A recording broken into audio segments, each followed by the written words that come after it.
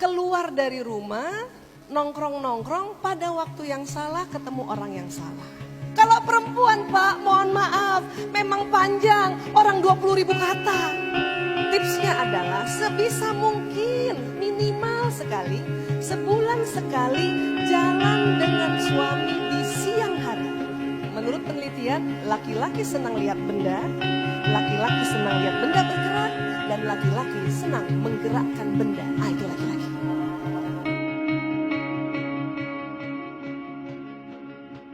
Suami saya itu gadgetnya ya Allah dibawa terus. Katanya ada kerjaannya di situ. Jadi kalau pagi-pagi saya mau berangkat kerja, dia pegang gadget, dia duduk, saya minta izin kan, Mas, aku pamit ya. Dia begini gayanya. Iya. Terus saya pancing, Mas, aku sudah cantik belum? Sudah. Bohong banget kan? Terus saya marah. Yang betul, lihat yang betul, udah cantik belum? Tambah marah dia, Bu. Iya cantik, kenapa sih? Begitu, Bu. Jadi nggak usah begini caranya, nggak usah. Laki-laki senang benda dan sekarang era gadget. Kalau ibu sudah cantik, lebih baik ibu foto selfie kirim ke gadgetnya. Itu lebih betul. Dan kasih, Assalamualaikum. Hari ini aku kayak gini. Suami saya lebih senang lihat muka saya di gadget daripada lihat langsung. Buktinya apa? Pak, itu foto saya, kalau saya kirim, dia zoom. Saya pernah tahu. Di zoom.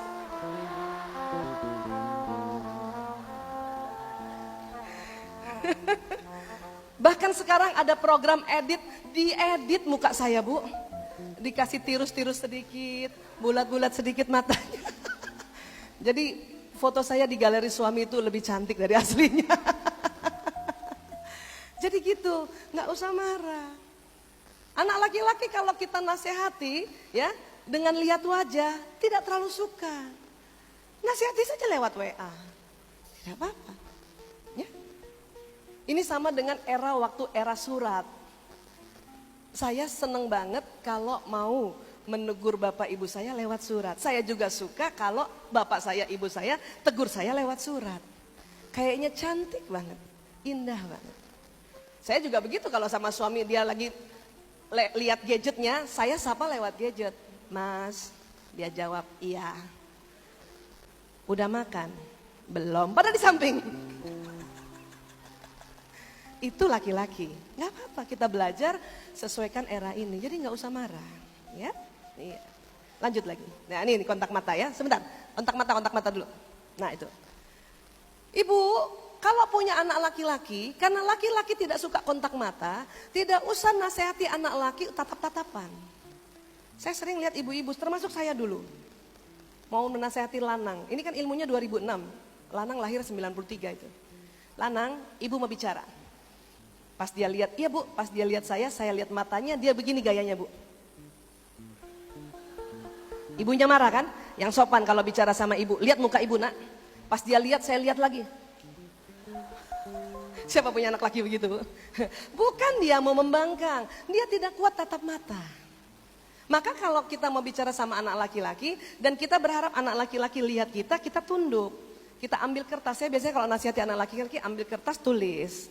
Di situ dia pasti lihat kita. Atau kalau kita lihati anak laki dan anak laki tidak lihat kita, tidak usah marah. Ngomong saja. Tapi ibu bicara sama laki-laki, topik tidak boleh diganti-ganti. Satu, berhenti. Laki-laki sulit gitu. Ya. Pernah suami saya begitu tuh. Saya bilang sama suami, mas, aku hari ini mau ngantar anak-anak sekolah, habis itu seminar, habis itu ya taruh baju di laundry, habis itu jemput anak-anak, ya. Mas, ada temanmu telepon. Apa kata suami? Tukang laundry telepon saya.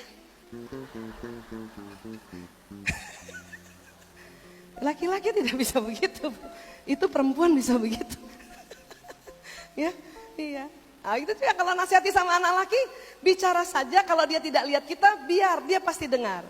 Yang penting setelah itu 10 menit ibu berhenti. Ibu tanya sama dia, paham nak? Ngerti nak? Iya Bu, cukup. Ibu-ibu sering berlanjut, paham nak? Ngerti nak? Iya Bu. Coba ulang tadi ibu ngomong apa? Disuruh ulang anaknya. Sudah malam, 7.000 kata sudah habis di sekolah. Ya, ini yang membuat kadang-kadang ibu-ibu marah sama anak laki-lakinya. Sampai sini bisa paham ya Bu? Ya, anak laki memang begitu. Ya, iya. Lanjut. Sudut mata. Perempuan diciptakan Allah, sudut matanya lebar walaupun ya kita melihat ke depan. Sekarang buat ibu-ibu aja boleh? Bu, yang perempuan aja ya. Coba tangan kanannya ke depan. Matanya lihat jari tengah. Sudah. Tetap lihat jari tengah ya Bu. Sekarang saya tanya, lewat sudut mata ibu, apakah ibu masih bisa melihat teman yang duduk paling kanan? Bisa? Masih bisa lihat teman yang duduk paling kiri? Bisa? Laki-laki tidak bisa seperti itu. Tuh kan ibu maksakan, Bapak coba deh Pak coba deh Pak. Nggak usah maksa Bu, udah penelitian. Pak, kami perempuan diciptakan Allah, retina mata kami ada sel kerucut. Bapak juga ada retina, ada sel kerucutnya. Sel kerucut wanita lebih banyak jumlahnya.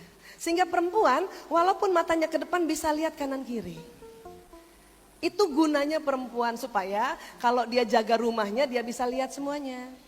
Ibu pernah nggak sambil masak, mata ibu dimasakan, ada tamu datang, ibu tahu? Sambil masak kan, siapa tuh kan gitu. Atau sambil masak, tikus lewat, ibu tahu. Itu perempuan. Tetapi pendek. Laki-laki sudutnya sempit tapi panjang ke depan matanya. Untuk apa? Karena laki-laki diminta oleh Allah untuk menguasai pekerjaan luar rumah. Makanya saya pernah ini ya, suami bawa mobil, saya duduk di samping, dia bilang begini, itu dia gedungnya sudah kelihatan. Saya begini loh, mana sih? Karena pendek perempuan, mana sih? Suami marah kan, masa gitu aja nggak lihat. Dan saya baru tahu kalau perempuan itu pendek. Laki-laki jarak jauh dia bisa lihat. Ya. Makanya Bu, kalau suami sedang bawa mobil atau anak laki bawa mobil, kemudian dia mau nyalip mobil di depan, tidak usah ribut Ibu. Karena perempuan suka ribut. Awas, awas, awas. Lihat kanan kiri, awas, awas. Laki-laki tidak suka Ibu. Pernah suatu ketika suami saya mau nyalip mobil di depan, saya bilang lihat kanan kiri, dia marah. Buat apa lihat kanan kiri? Orang nyalipnya di depan. Ya. Zaman dulu pun laki-laki lah yang berburu, bertugas berburu. Cuman memang sekarang berburunya beda zaman dulu. Berburu di hutan untuk berburu binatang. Bapak-bapak kalau sudah masuk hutan, berdiri saja, kijang di depan dia sudah lihat, tinggal tembak. Jangan perempuan masuk hutan. Mana sih kijangnya ya? Mana sih? Sudah nggak lihat, ngomong terus. Larilah tuh kijang. Perempuan punya kepandaian, kecerdasan, tunggu di rumah, membagi-bagi. Hasil buruan kijang dibagi sama istrinya. Paha kanan atas untuk hari Senin. Itu ibu tuh jago gitu tuh. Paha kanan bawah untuk hari Selasa gitu. Sama sekarang juga begitu. Kenapa? Anatomi manusia tidak pernah berubah. Ya? Sampai sini bisa paham Bapak Ibu? Cuman dengan mata seperti ini laki-laki sering bermasalah dalam rumah kalau cari barang. Kunci mana kunci? Matanya lihat di sini, kuncinya di sini. Siapa pernah begitu Bu? Dompet mana dompet? Matanya di sini, dompetnya di sini. Jadi dia nggak lihat. Anak saya 4 laki-laki sama suami 1. Setiap pagi berantem gara-gara itu. Anak saya, Bu, seragam mana Bu? Dia lihat gantungan di sini padahal digantung di sini. Dan ibu-ibu seluruh dunia sama kalau marah pada saat laki-laki mencari kayak gitu. Apa dia bilang? Ini makanya cari pakai mata. Laki-laki tersinggung kalau digitukan Bu. Kata anak saya, sudah pakai mata Bu gitu. Boleh dirubah cara mencarinya?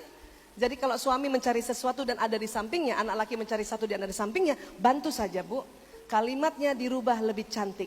Ini loh sayang, ya Allah, mata laki-laki banget. Itu jauh lebih baik. Dibanding cari pakai mata.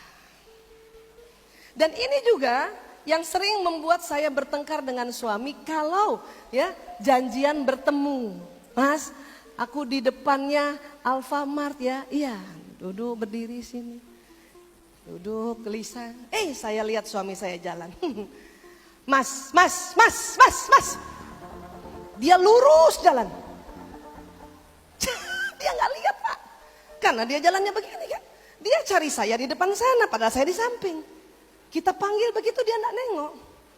Marahlah saya nih. Ya Allah Mas, kayak mana nih? Sebesar ini tak dilihat nih. Mau besar apa lagi kan gitu. Dia sumpah, saya nggak lihat sumpah gitu. Saya baru paham itu. Makanya sekarang kalau janjian sama suami dan saya lihat dia ada jalan lurus, saya nggak panggil begini, percuma. Oh tuh dia. Kita cegat di depan, iya.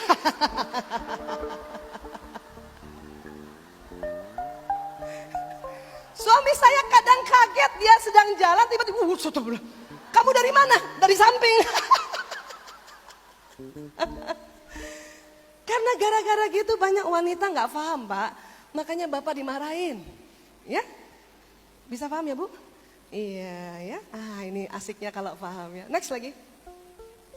Ya, ini otak dibelah. Ada gambar melengkung putih, namanya corpus callosum. Di tengah. Perempuan lebih tebal 30% dibanding laki-laki, ya. Karena lebih tebal, next ya. Makanya wanita, nih corpus callosum di tengah situ ya. Next lagi. Wanita bisa mengerjakan lebih dari satu pekerjaan yang berbeda dalam satu waktu. Betul Bu? Ibu pernah masak? Suapin anak? Balas WA apa? Kakinya ngepel begini? Pantatnya tutup lemari pernah? Itu kita banget. Siapa yang bawa mobil, suapin anak, bisa pasang alis? Itu kita perempuan. Ya? Iya. Next lagi. Ya, ini. Ini perempuan jago Pak. Dan ini bayinya pasti tidak keselak. Karena mata perempuan luas. Dia tahu kemiringan botol itu.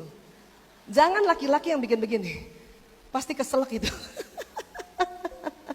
Next.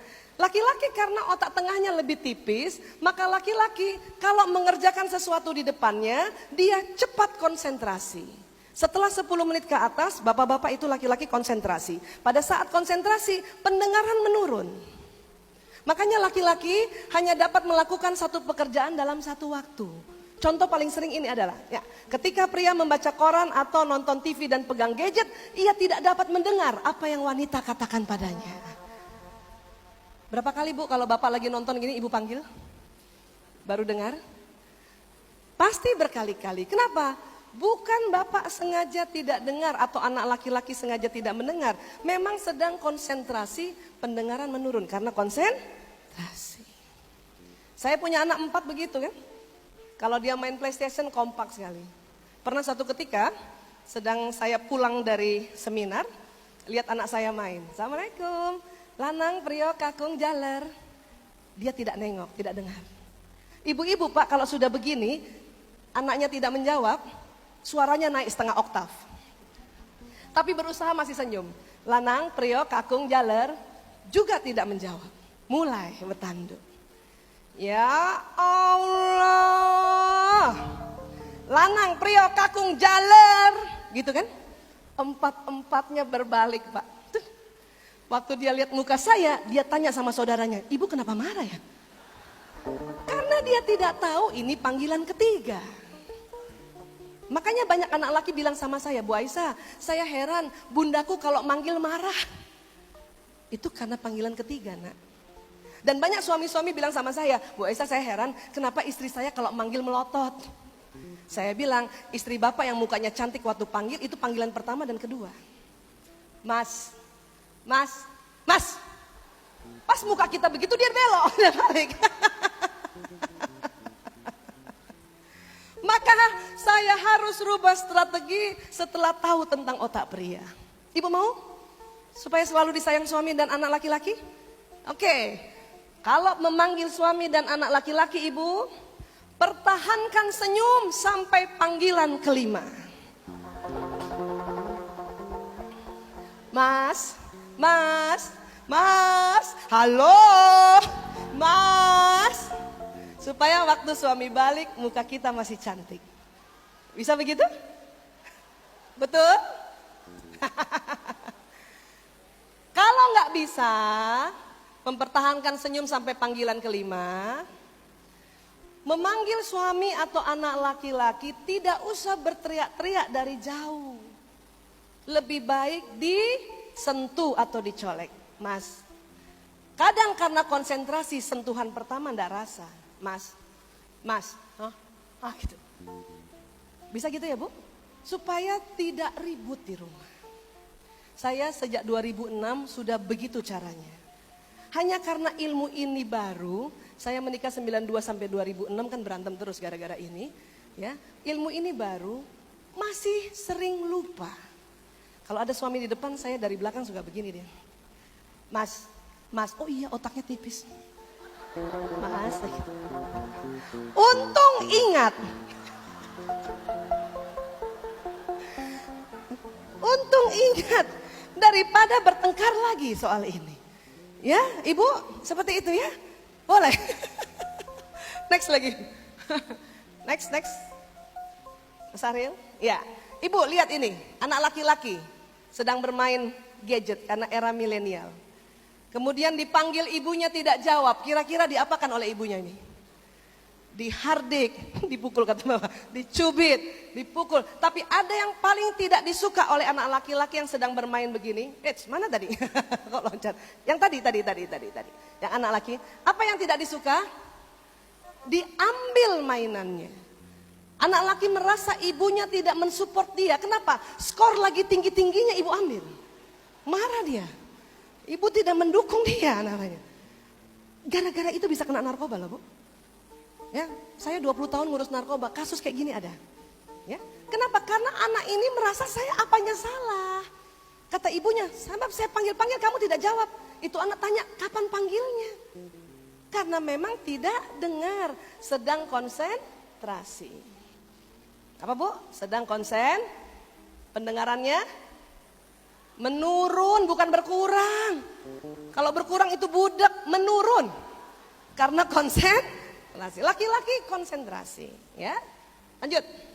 Makanya sering istri-istri marah, Pak. Kami duduk di samping suami tidak tahu kami duduk. Kenapa? Satu, karena mata laki-laki tidak lebar karena lihat ke depan. Dan kalau sudah konsentrasi pendengaran menurun. Istri di sampingnya dia tidak lihat, maka kalau istri gak paham sakit hati. Tuh kan, saya duduk di sampingnya dia gak lihat gitu. Padahal bukan seperti itu. Kalau ibu mau panggil suami atau bicara sama suami yang sedang seperti ini, colek saja tidak apa-apa. Gitu kan ya Pak? Gitu Pak? Saya belain nih Pak. Ya, next lagi. Kenapa laki-laki cepat konsentrasi? Karena korpus kolosum itu di otak yang tengah itu lebih tipis. Maka otak kanan kerja sendiri, otak kiri kerja sendiri. Ini yang membuat laki-laki cepat konsentrasi. Wanita karena korpus kolosumnya lebih tebal, maka otak kiri kanannya tersambung lebih banyak. Ini yang menyebabkan perempuan bisa mengerjakan lebih dari satu pekerjaan berbeda dalam satu waktu. Tapi Ibu, dengan otak kita seperti ini nih, tersambung kanan kiri, ada efek sampingnya. Apa efek sampingnya? Sering salah tunjuk arah. Mas, belok kanan Mas, tangannya ke kiri. Itu kami perempuan. Maka jangan heran wanita kalau berkendaraan seringnya sen di kanan beloknya ke kiri. Maaf ya Pak, itu karena anatomi otak kami. Ya, Ibu, kalau Ibu salah tunjuk arah itu bukan pikun Bu, tenang saja. Kalau Ibu salah tunjuk arah bilang, ya Allah aku perempuan banget. Itu perempuan. Makanya perempuan susah baca peta Pak. Waze itu dia bingung utara selatan mana ya. Cuman 8% wanita jago baca peta. Itu karena tomboy atau biasa. Wanita susah baca peta. Wanita susah juga kalau dikasih arahan. Kalau kita bertanya sama seseorang, Mas jalan Dahlia di mana? Kata orang itu, Bu lurus ya ke utara 100 meter, ke selatan 5 meter. Itu susah perempuan. Perempuan lebih senang sebelah mananya Alfamart, nah itu. Sebelah mananya Kentucky Fried Chicken itu. Itu kami Pak. Jadi kami jangan dimarahin ya Pak ya. Iya. Makanya suami saya bilang, kamu kalau tunjukin arah tanganmu saja, nggak usah mulutnya. Jadi begini saya. Karena antara tangan dengan mulut nggak matching Pak. Ya, ya, lanjut. Ya, otot wajah.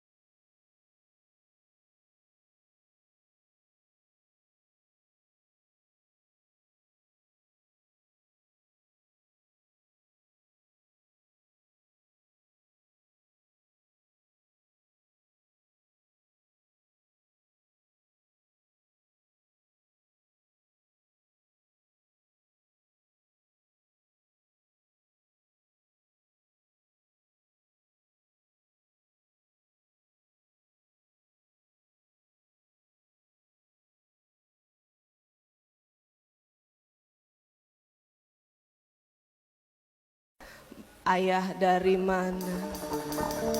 Sudah makan apa belum? Mau soto apa sate? Pak gak suka gitu kan Pak? Lebih senang istrinya begini kan Pak? Tuh Bu, ini cantiknya perempuan. Ya. Tetapi laki-laki berbeda. Pada saat laki-laki baru sampai di satu tempat, 10 menit pertama, apapun perasaannya, kalau diajak bicara, mukanya begini.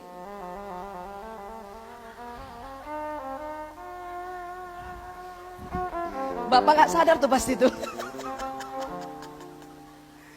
Pak, laki-laki Allah ciptakan, Bu, 10 menit pertama kalau sampai di suatu tempat, apakah di rumah, apakah di kantor, apakah di mall menjemput ibu, apapun perasaannya wajahnya begini, 10 menit. Kalau perempuan 10 detik tadi, 6 kali berubah. Pak, ini yang kami gak paham, makanya kami suka kesel. Bapak datang kan kita senyum ya. Ayah. Begitu Bu. Ibu kalau senyum sama suami, ibu maunya apa? Dibalas senyum kan? Bisa, tapi tunggu 10 menit. Kenapa? Sebetulnya Bapak senang, tapi mukanya begitu. Bahkan bisa jadi Bapak lihat ibu bergairah, cuman begini mukanya. 10 menit pertama. Ya. Ini Pak yang kami gak paham, makanya perlu ilmu ini. Saya juga dulu begitu. Ayah. Sudah 5 menit senyum karena belum ada respon. Menit ke-6 kami salah sangka dalam hati tuh kan. Dia gak suka pulang ke rumah. Menit ke-7 muka kita berubah. Kadang kita vokal juga, kalau gak suka pulang jangan pulang. Kata suami saya, siapa yang gak suka pulang? Salah apa lagi saya kata. Ini. Ya. Paham ya Bu? Menurut riset laki-laki senang lihat wanita tersenyum Bu. Jadi ibu tahan senyumnya 10 menit.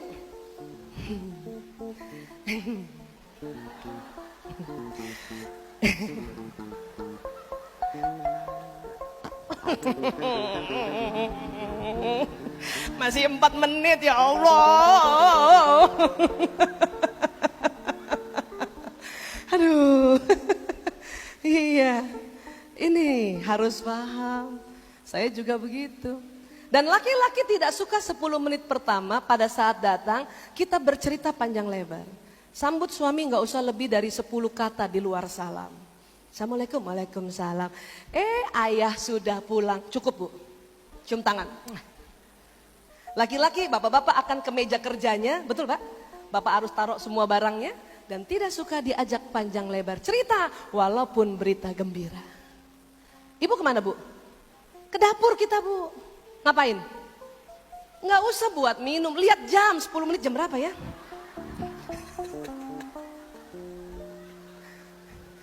Tunggu kode. Anak laki-laki itu kalau sudah siap bicara dia akan tanya sama ibunya, Bu ada masakan apa Bu? Bu ada makanan apa? Baru dia siap bicara. Kalau suami saya, kalau bapak-bapak biasanya memanggil. Bu Isa, oh suami saya manggil, pas saya lihat jam, menit ke-12. Kalau sudah dipanggil saya bahagia sekali, ya Allah. Ya, saatnya menggenapkan 20.000 kata. Tadi pagi baru 14.500.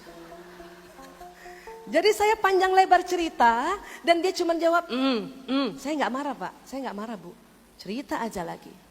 Yang lucu kadang ya kita cerita misalnya nanti malam saya cerita ya, tadi ketemu Pak Bambang, ya Allah alhamdulillah di Sumatera Utara bagus banget acaranya, keren banget tempatnya, tepuk tangan dulu nih, keren banget tempatnya nih. Kemarin-kemarin nggak begini soalnya, keren banget ya, iya. Pasti dia cuma jawabnya gitu, Yang lucu biasanya besok pagi nanya lagi, kemarin gimana di Medan? Iya. Kalau ibu nggak paham akan sedih. Jadi tadi malam kau tidak dengar cerita aku. Padahal bukan begitu. Laki-laki ingin menanggapinya. Tapi waktu malam 7.000 kata sudah habis, maka besok paginya baru dia tanggapi. Karena sudah kembali lagi 7.000 katanya. Kita cerita aja lagi Bu, kan kembali juga 20.000 kata kita karena sudah tidur. Sudah cerita lagi lah saja, tidak apa-apa. Ya, seperti itu ya. Baik, siap Ibu? 10 menit pertama suami begini siap? Betul? Betul. Atau mau suaminya baru buka pintu, Assalamualaikum Bunda, ya Allah, ayah kangen banget. Mau begini suaminya? Mau begini? Mau yang begini apa yang begini? Ayo saya tanya, yang begini apa yang begini? Udah Bu, laki-laki memang itu wibawa, ini yang disebut cool. Only 10 minute. Iya tenang aja, daripada buka pintu dan cin, masa begitu?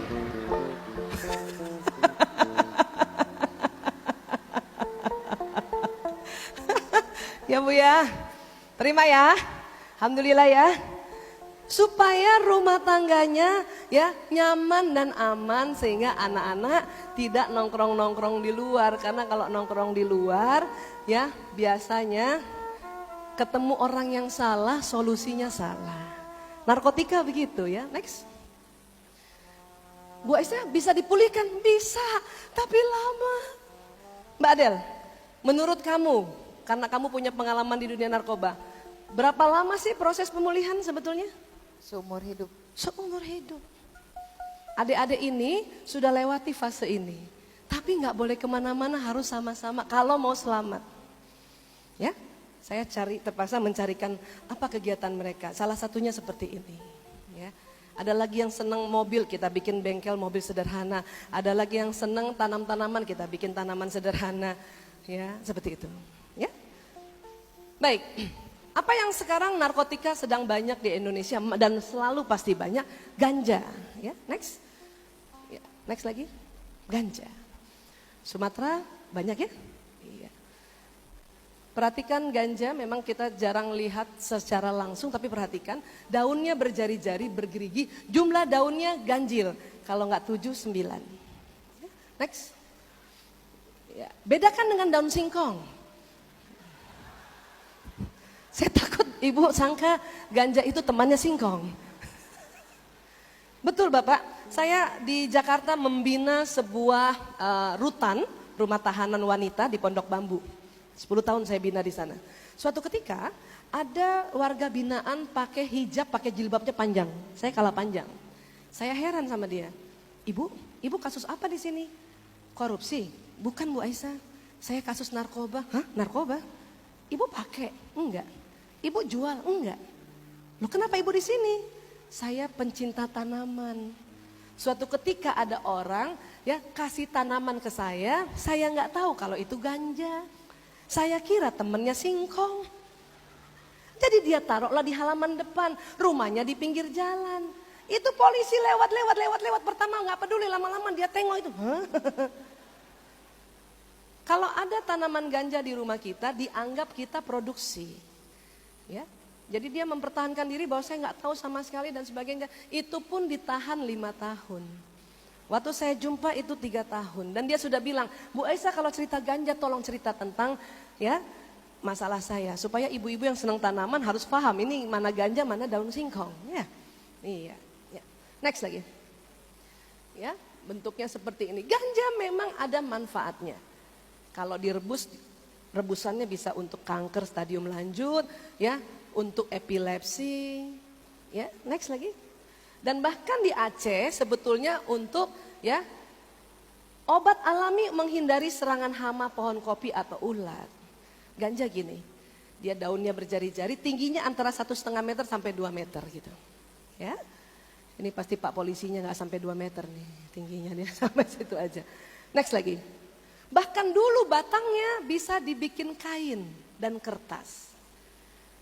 Kalau sekarang undang-undang kita untuk negara kita semuanya daunnya, batangnya, bijinya sudah masuk narkotika golongan 1. Ya, next lagi. Ya, lanjut lagi. Next. Ya. Di Indonesia ganja yang disalahgunakan kalau dijualnya eceran biasanya dibungkus koran seperti ini atau kertas coklat bungkus nasi. Bapak Ibu kalau melihat seperti itu pas dibuka daun-daun kering, daun biji ada batangnya, itu ganja sudah. Dulu saya sudah dokter tapi tidak ada seminar seperti ini. Saya lihat di kamarnya Sahril ada ganja, waktu saya tanya apa ini? Dia bohongi saya. Itu dia bilang itu pucuk teh pilihan.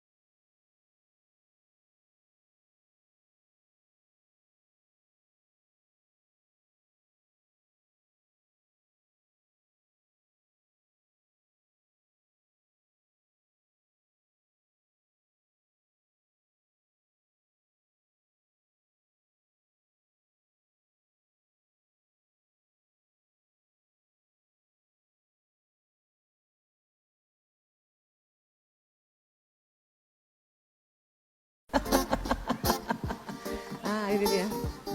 Ya. Jadi kalau ada orang ketawa-ketawa sambil makan, hati-hati. Bedanya dengan orang-orang yang biasa, orang pakai ganja matanya bengkak.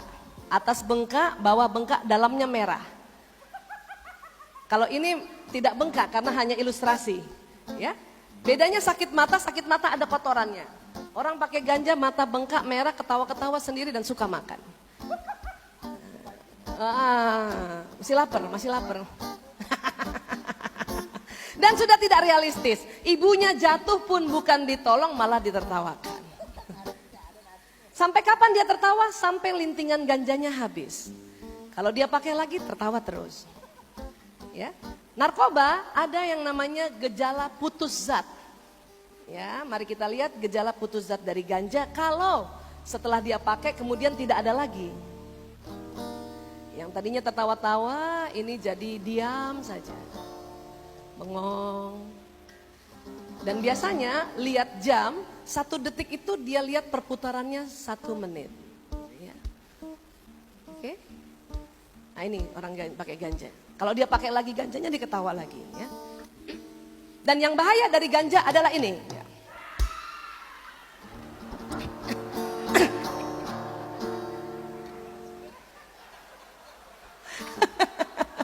Maaf ya ibu, maaf ya ibu. Maaf. Orang pakai ganja yang paling bahaya adalah schizophrenia atau sakit jiwa. Maaf ya bu ya, kaget ya bu ya. Iya. Dia schizophrenia, saya habis jemput dari rumah sakit jiwa. Itu ganja ya. Memang tidak semua orang pakai ganja sakit jiwa. Ya, yang biasanya pakai ganja sakit jiwa itu biasanya ada turunan sakit jiwanya memang. Sakit jiwa itu turunan Bapak Ibu. Ada namanya kepribadian skizoid. Ya. Kalau tidak ada peristiwa berat atau tidak pakai narkoba, dia tidak tercetus. Kadang orang yang punya turunan sakit jiwa, mulai sakit jiwanya setelah umur 70 tahun. Sekarang banyak lansia sakit jiwa. Karena umur lansia bisa sampai 80. Zaman dulu tidak ada lansia sakit jiwa. Kenapa? Umur 69 meninggal. Karena 70 sakit jiwa. Tetapi kalau pakai narkoba, umur berapa kamu sekarang? 33 bisa sakit jiwa. Ibu ketawa. Sampai sini bisa paham Bapak Ibu? Ini ganja dan ini sedang banyak. Masih banyak dan entah kapan ya selesainya ya. Tepuk tangan boleh buat mereka? Udah. Next. Opium. Tanamannya tidak ada di Indonesia, ini banyak di Thailand, Myanmar, perbatasan Irak, Iran, tuh Afghanistan banyak ini. Ya. Buahnya disebut buah popi. Mohon maaf kalau ibu ada yang namanya ibu popi. Artinya ibu kebahagiaan. Ya, ini. Tetapi zat ini masuk juga di Indonesia. Tahun 90-an itu banyak sekali. Ya. Sekarang sedang sedikit dan harganya mahal, tapi 5 tahun ke depan dia merebak lagi. Ini yang disebut candu mentah. Ini kalau dikeringkan candu mentah itulah jadi morfin dan kodein. Pernah dengar ibu morfin? Kodein pernah dengar? Kodein itu obat batuk. Iya, biasanya diberikan pada orang yang asma.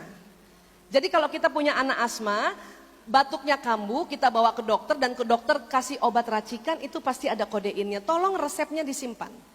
Takutnya di sekolah sedang ada pemeriksaan narkotika, itu opiumnya positif itu.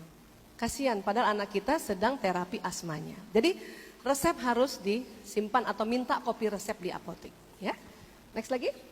Nah, ini yang merajalela tahun 90-an, makanya kacau. Keluarga baik-baik, anak baik-baik kacau. Ini dia. Sebutnya putau. Ya. Dipakai dengan cara next. Itu isap. Dulu saya di kamar Sahril, saya lihat benda-benda ini, kartu telepon bekas, tutup CD, uang kertas digulung. Saya pikir itu kan benda halal sebetulnya. Tapi kalau ini ditemukan bersamaan seperti itu tandanya ada orang pakai heroin di situ. Apalagi dari jauh seperti pakai ngerokok tapi di mulutnya itu uang kertas yang digulung yang diambil asapnya. Ini yang disebut chasing the dragon atau ngedrag. Ada lagi dengan cara menyuntik. Pakai sendok biasanya Bu. Kalau ibu menemukan ada sendok yang ibu heran kenapa dari kamar mandi dan bawah sendok itu hitam, hati-hati. Siapa tahu itu habis dipakai buat ya pakai heroin karena dibakar. Ya. Next lagi, mari kita lihat ciri-cirinya, silakan.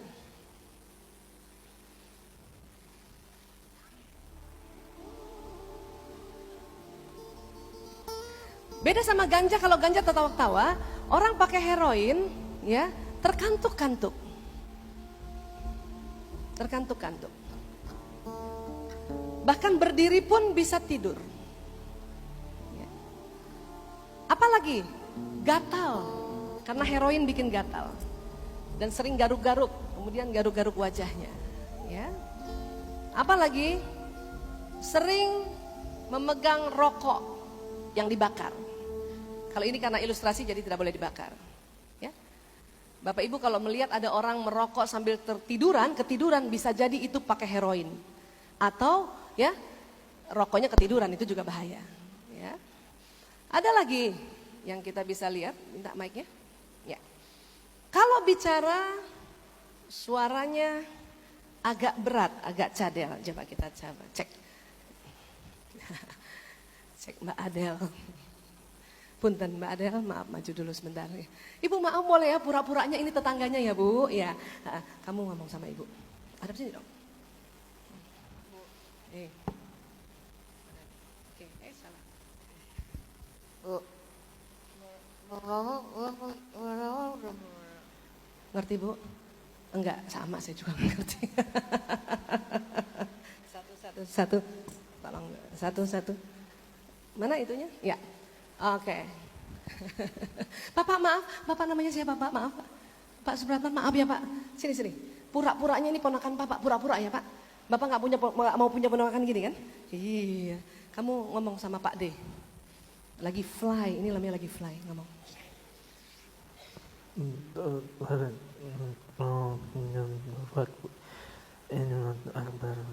Tahu Pak? Bapak Ibu, kalau Bapak Ibu menemukan seseorang terkantuk-kantuk, garuk-garuk wajah, pegang rokok yang dibakar dan kemudian bicaranya seperti ini, bisa jadi habis pakai heroin. Hati-hati ya, dulu saya nggak ada ilmu seperti ini, jadi waktu adik saya seperti ini saya nggak tahu, saya pikir dia habis nonton bola kemalaman. Ya, tetapi, boleh mic-nya kasih ke Mbak ya. Tetapi ya, cadelnya itu tidak permanen. Dia akan setelah itu kembali normal, ya. Coba cek. Tadi Mbak Adel ngomong apa? Bu, oleh-oleh Medan yang paling enak apa ya? Ini mah kode. Kode keras. Jadi cadelnya nggak permanen, ya. Dia cuma sebentar cadel, kemudian kembali seperti semula. Baik, ya. Mas Rudi, kamu tadi bilang apa sama Pak D? Pak D, pinjem motor mau ikut tablik akbar Pak D. Mabuk mau ikut tablik akbar. Jadi seperti ini ya Pak, seperti ini. Jangan juga ada anak tetangga cadel dari kecil kita sangka mabok. Jadi ini cadelnya ya cuman temporer saja. Ya. Dan ini tidak lama ya. Berapa menit kalau lagi fly? 10 menit. 10 menit, ini sedang fly. Mbak Adel, berapa menit kalau lagi fly? 10 menit. Mas Robi, berapa menit kalau lagi fly? 15 menit. Mas Dona, kamu berapa menit kalau lagi fly? 5 menit, Bu. Cepet banget. Ini pasti putau yang KW3 nih. Heroin tuh KW-KW-an loh Pak. KW1 itu biasanya dicampur tepung terigu. KW2 dicampur paracetamol. Kalau yang KW3 dicampur kerak aki. Bapak tahu aki itu keraknya putih-putih, itu campurannya. Makanya fly-nya cuma 5 menit. Ya, ini dia. Dan ini pun cuman tidur dan mimpi saja. Ada bisa mic-nya ke sana? Ya. Mbak Adel, biasanya kamu kalau fly kayak gitu mimpi apa? Nyanyi bareng Merek Carey, Waduh. Lagunya apa? lagu Hero. Masya Allah. Kayak apa itu? There's a hero. Oh iya benar-benar. Mentang-mentang pakai heroin lagunya Hero. Kamu biasanya sedang fly, mimpi ketemu siapa? Dapat sertifikat tanah dari Pak Jokowi Bu.